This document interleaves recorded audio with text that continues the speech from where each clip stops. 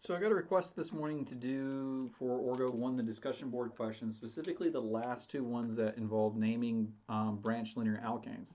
So for those of you who just want to see it really quick, I'll switch over to the desktop. So we're looking here at the bottom two on the right compounds. 1, 2, 3, 4, 5, 6, 7, 8, 9, 10.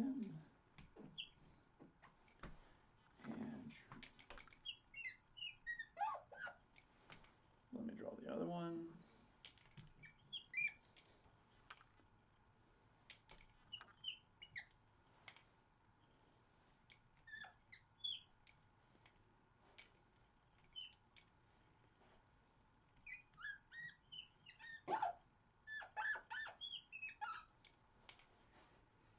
I'm missing one of the numbers. Okay. So now I've got it drawn on the board behind me. Let's talk about how you work through these types of problems. Now, alkanes are always going to take the same approach. First of all, you need to identify the longest continuous carbon chain. Now, if you've got, in this case, you've got a ring and you've got a linear chain, you need to compare the lengths. So if I look at both of them, I've got 1, 2, 3, 4, 5, 6, 7, 8, 9, 10 carbons here, or 1, 2, 3, 4, 5. Excuse me. So the longest chain here is a linear alkane. So our parent here is going to be the decane. So again, we're always going to start writing, we're going to start from right and work our way left. So now that we've got this parent chain, we need to identify what's attached to it. So we've got a methyl and a cyclopentyl. Now, a few things about naming these branches. First of all, this YL here, the methyl, that YL indicates that it is an alkyl branch. So you have to have the YL in it for it to be considered a branch. Everything to the left of this parent chain, if it doesn't have a YL or something to designate that it is something branching off the main chain, makes it an incorrect answer. The next is that we need to order them in terms of alphabetical order. Now, the alphabetical order is not going to concern itself with the di, the tri, the tetra, all that. So if we have prefixes describing the number of those groups, it doesn't matter. Also, the cyclo doesn't count towards it either. The cyclo is just considered more of an adjective than it is a name of the particular branch. So M comes before P. So we have a methyl cyclopentyl. And now we just need to number the positions. Well, the advantage to going from right to left is that it's going to be really obvious which group's probably going to be on closer to carbon number 1. Since we need to memorize the numbering at the first difference, let's start by minimizing the number of the first group. So if we start here, we get 1, 2, methyl, 3, 4, 5, 6, 7, cyclopentyl decane. And that's how you would name this compound. The one on the right has more groups, but it's still going to take the same approach. So if we look at it, the rings are 5 and 6. So we see a chain bigger than that. We count the biggest chain, 1, 2, 3, 4, 5, 6, 7, 8, 9, 10. So this is also going to be a decane. Now we need to consider the groups that are attached to it. So we've got a cyclohexyl.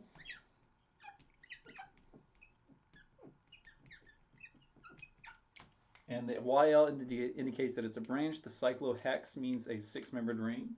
We've got the cyclopentyl. And we've got 2 methyl groups. So the ordering here, again, concerns itself with the prefix. It doesn't concern itself with the cyclo or the number we have. So we have hexyl, H comes before M, which comes after P. So we get cyclohexyl. 2 methyls, so it is a dimethyl. This di here would not put it at the front of the line. It's still going to go further back. The cyclo is also not going to push the hexyl anywhere around. It's just the hexyl and the methyl. And then we have the cyclopentyl.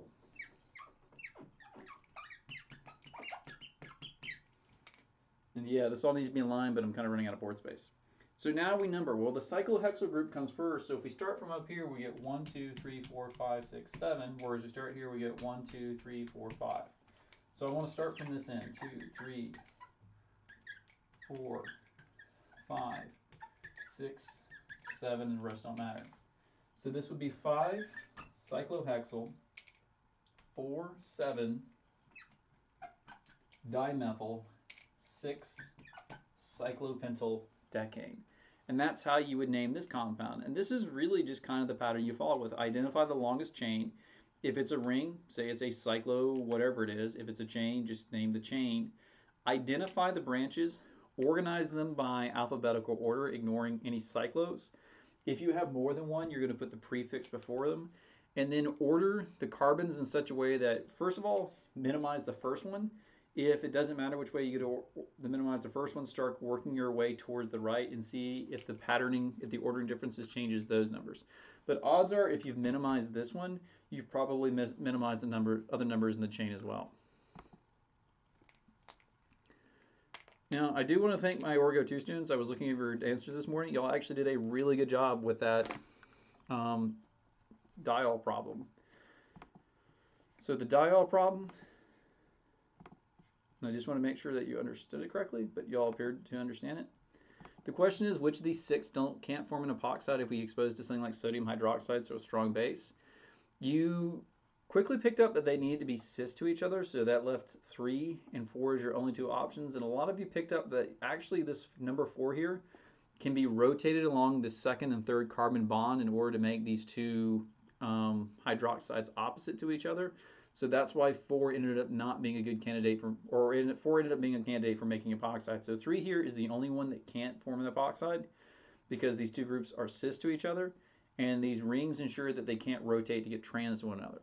Now, in terms of how you made it, there were actually lots of answers, and I was actually accepting a lot of what was going on there. So you're going to start with a cyclopentene alkene. You can do potassium permanganate in a low temperature solution. You can do osmium tetroxide. There's a lot of things you can do to generate this diol. But this diol, once you generate it, cannot possibly be used in order to make a epoxide.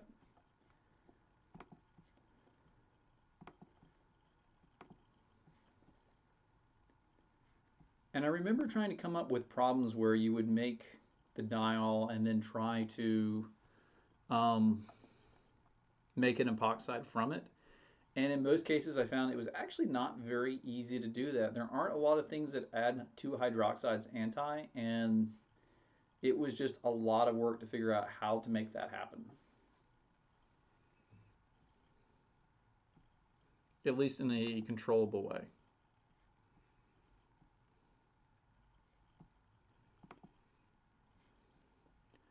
All right, any questions from the people who are watching?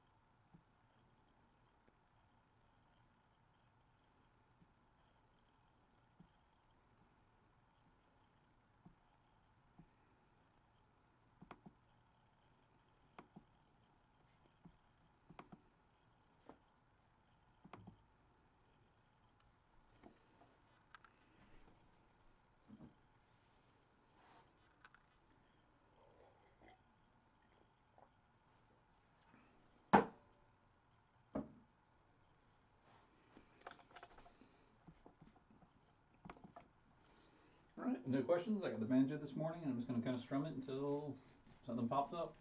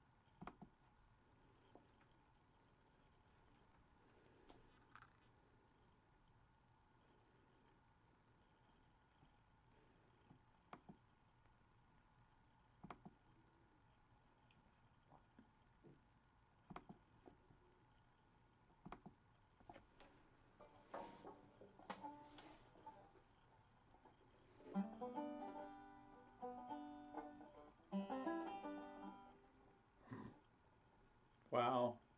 Two concurrent viewers, and one of them is a friend I went to college with.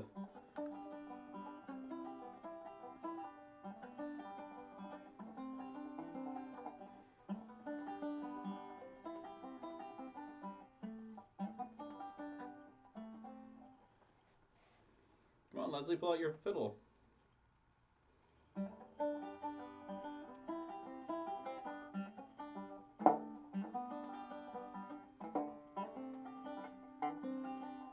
The challenge this morning is that I went climbing and my fingers are about swollen about twice their normal size right now.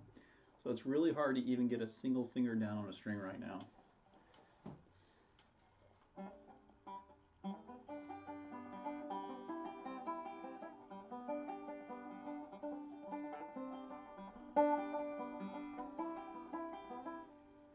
Oh, she'll be up at some point. Squeaky will be back at some point to make a point that I'm not paying attention to her.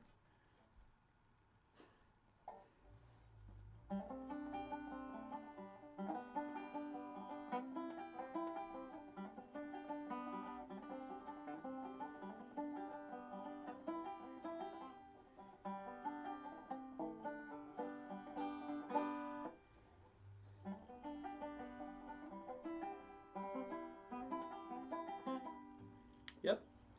TRC has actually been open for the past 3 weeks, and I've clearly gone down a grade. So, used to be I could project a V3 for about a week and be done with it. I finally beat my first V3 after three weeks of climbing. Triangle Rock Center is the climbing gym I would absolutely recommend. That said, I will give you fair warning. Before COVID, the route setters were notoriously hard. They kind of went feral during COVID, and they're readjusting to the fact that they're not doing outdoor climbing anymore. But yes, TRC Morrisville is perhaps their best site. There's also TRC in North Raleigh. It's okay. I would say the biggest limitation with TRC in North Raleigh was that it was the second site and they made it like 50-50 climbing gym recreation center, and then they kind of realized their mistakes, but it's a little too late to change that right now. But yeah, I got about three V3s right now in Morrisville. I'm trying to work on, and a V2 sadly. Although I would definitely claim that's not a V2. It starts on a Gaston, and then you got two moves up into the final hold. And the second to last hold is actually a two finger. I don't know how you would describe that stupid hold, but yeah, it's a two finger hold, and then you have to reach up and over to hit the final hold. And then the other V3 first V3 I worked on and finally beat this morning was one where I had to start an overhang, cry a lot from under the overhang, and then the crux was actually you had one foot, left foot down, hand on a big hold. It was a pinch, and then you had to reach up and grab a really bad hold. But if you could get to that position and throw a heel hook, you could make it to the next hold, which was actually pretty good. You can get into good positioning, and the last five holds were super straightforward. But it was one of those routes that was designed to wear you out, and then the crux was a big reachy move that if you missed it, you weren't going to get a second chance. And if you didn't throw the heel hook, there was no way you were going to hold on to it. At least in my opinion. V3 I'm working on right now that I've beaten the other V3, is one where you start with your right foot on the foothold and your left foot flagging out. And you actually have to do several matches along the way. And if I can just get past those matches, I should be able to beat the rest of that route. Um, the holds look kind of reasonable beyond that. But yeah, the setters at TRC very much believe that if you don't believe that Mercy is for the weak, and yeah, they set the route super hard. So if you go there and you find yourself like really struggling on zeros and ones, don't be surprised. Like even their zeros, I did a zero this morning and I tried to do lock off drills when I warm up, and that zero was just ridiculously hard. There were a few times I had to skip over the lock off drill and just like grab onto the hold to hold my grip. Their top roping is actually pretty fair from what I can tell. Um, I did do that and ended up being about a 5.9 plus when I did when I got back and tried to do top roping again. But yeah, they're kind of cool. They got 10 for the top ropes, 10-foot, 20-foot, and 40-foot runs.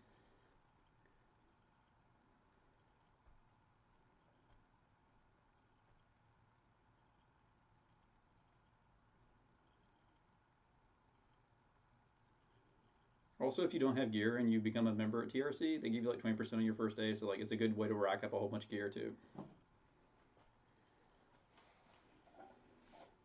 But I definitely went from like casually climbing just to try it out to like I've got the fingernail clippers in my bag. I've got the belay glasses. I've got the auto locking Gree device. Like it's a lot of fun.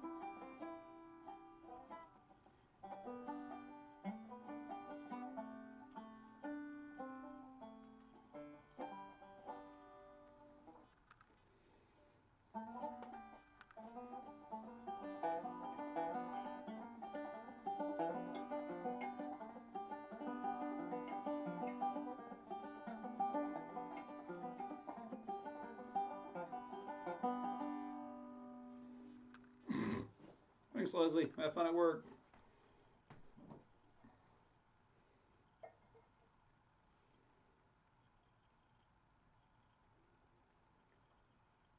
Oh, I mean, it's not bad to climb on trees. I ended up getting a hangboard, but what killed me was endurance. Hangboard doesn't really reflect like footwork. That was the big thing, is like I'm having to relearn footwork. And I got kind of in bad habits with the hangboard where I didn't lock off on my pinches. I didn't lock off on my fingers. I wasn't really putting my feet where I was supposed to, because you're not supposed to do that with a hangboard. And now I'm in the gym and I'm having to relearn. Like, you need a flag, you need to throw your foot certain ways. Because I want to say the hardest thing for me the first day I got back and climbed was how bad my feet hurt when I got off the wall. Like, toes were just so tired.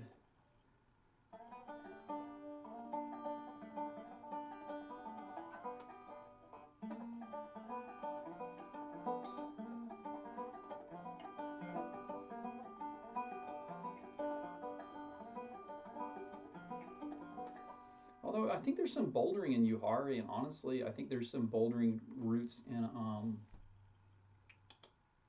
Umstead Park. So you'll have to look around, but there's definitely some outdoor bouldering around here. You just have to find someone with crash pads.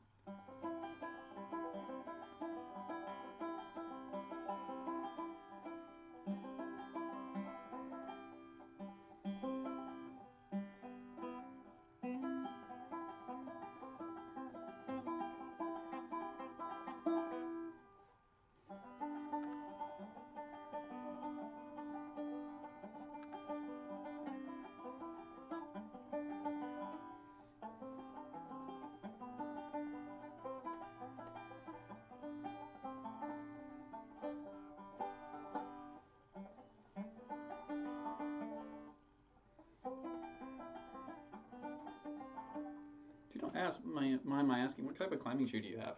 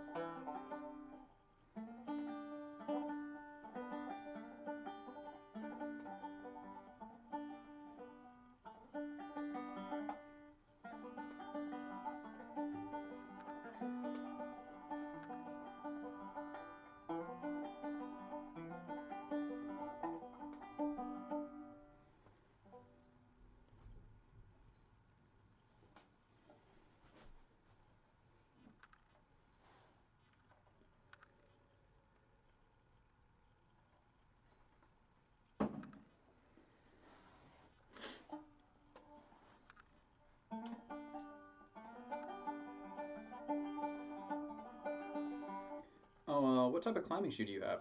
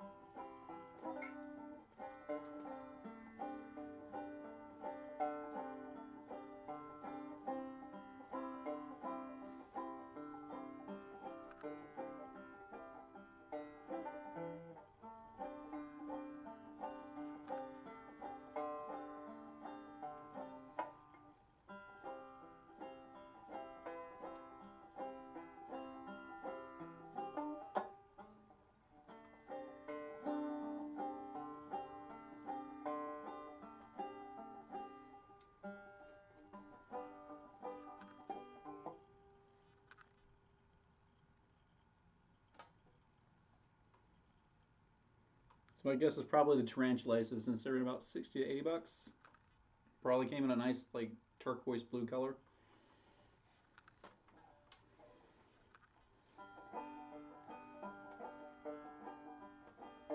The other one would have been the Black Diamonds, and those are just like a black color. But the Tarantulaces are usually the most popular.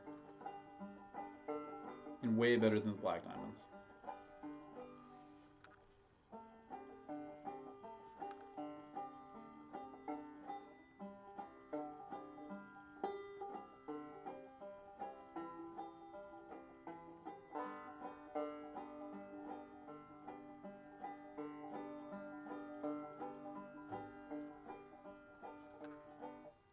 Yeah, they run about 60 to 80 bucks depending on who can give you a discount on them.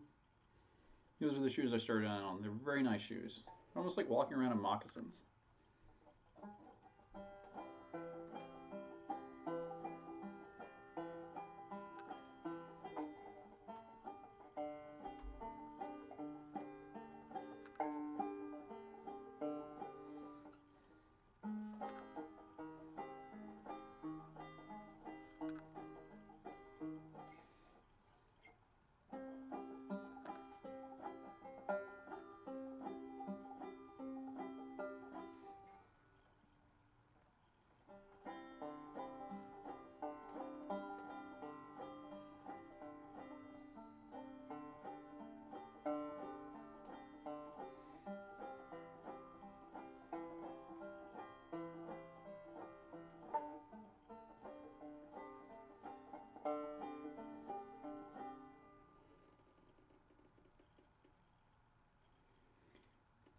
Yeah, I can see that.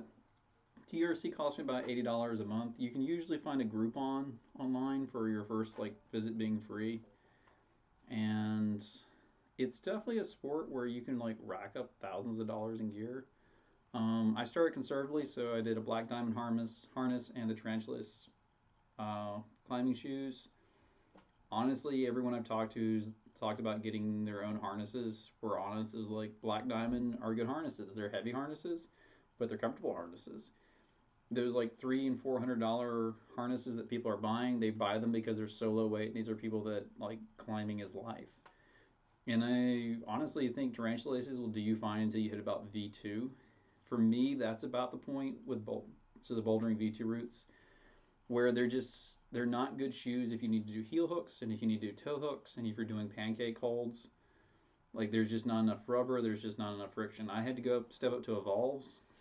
They're not cheap, but I can definitely like go against flat wall and they'll grab, which wasn't true of my Tarantulaces. But yeah, TRC $80 is pretty reasonable, especially since you get to climb all you want. They also have access to a weight room. But yeah, if you're curious, I think they run a Groupon where you can get like one free day and they give you like gear rental. The shoes and the harnesses are awful that they rent out, but I also kind of understand their point that they're going to rent some out, they're not going to rent out something nice.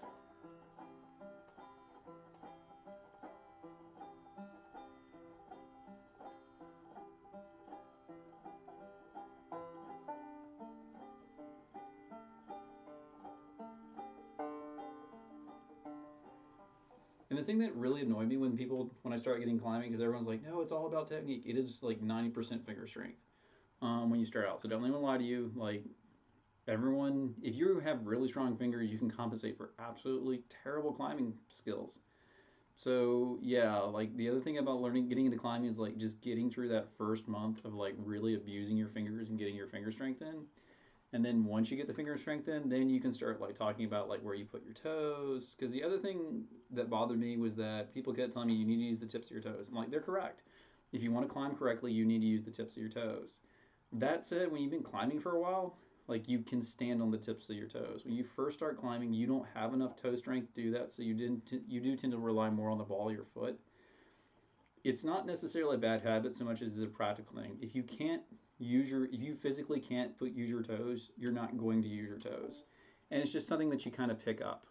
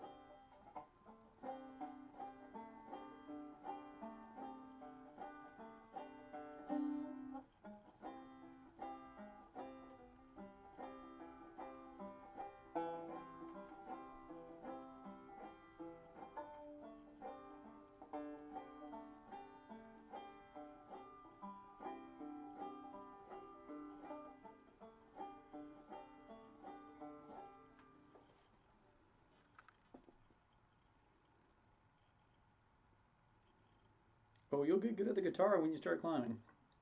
I can testify to that. Also, weight is a big advantage. I used to climb with some people and just got tired of climbing with them because they were like exhibitionists. But they would talk about doing all these insane holds, and when you weigh like 140 pounds, it's really hard to like talk about how hard it is to do some of these like higher level moves. It was like, yeah, you should be able to climb like these super hard grades because you don't weigh anything and like gravity doesn't really affect you. But my cap is a V4. So I think if I can get to a V4, I'm going to consider it a good run as climbing. But to get beyond that, I'm going to have to do like drop like 20 pounds, and I'm just not going to do that. A mild superiority complex. You have to remember that one.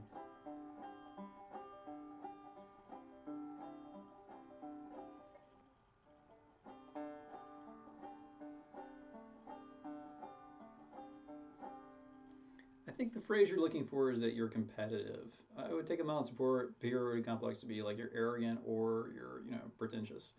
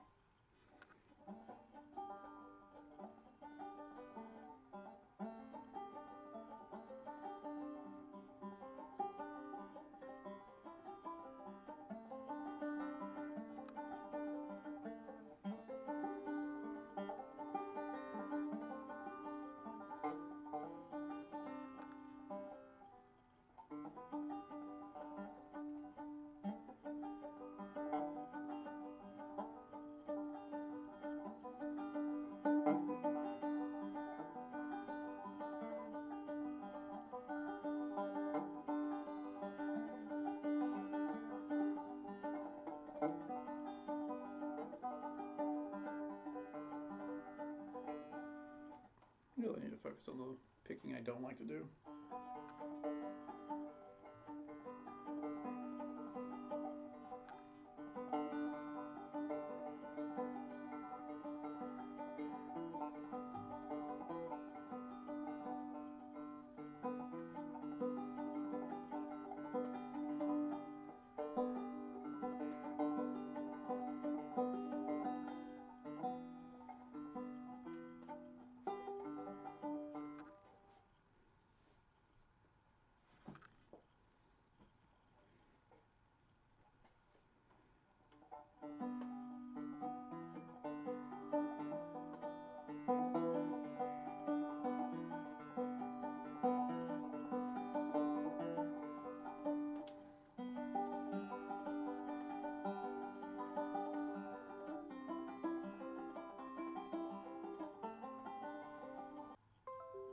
Good for you.